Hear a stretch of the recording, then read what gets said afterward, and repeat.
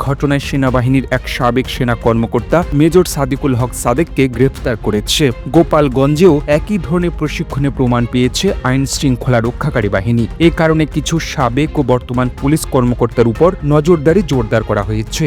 সূত্র জানায় সংগঠনটি অবৈধ অস্ত্র ব্যবহার করে সহিংসতা ঘটানোর পরিকল্পনা করছে। সম্প্রতি ঢাকায় একটি অস্ত্রের চালান আটক করেছে সেনাবাহিনী। আশঙ্কা করা হচ্ছে আরও কয়েকটি চালান ঢাকায় ঢুকতে পারে। এছাড়া আগের সরকারের আমলে দলীয় বিবেচনায় দেওয়া অস্ত্রের লাইসেন্সগুলোর মধ্যে অনেকগুলো এখনো জমা হয়নি। এসব অস্ত্র ব্যবহারের আশঙ্কাও উড়িয়ে দেওয়া যাচ্ছে না। 13 নভেম্বরের আগের রাত থেকেই রাজধানী ও আশেপাশে বিশৃঙ্খলা তৈরি পরিকল্পনা রয়েছে বলে জানিয়েছে নিরাপত্তা সূত্র।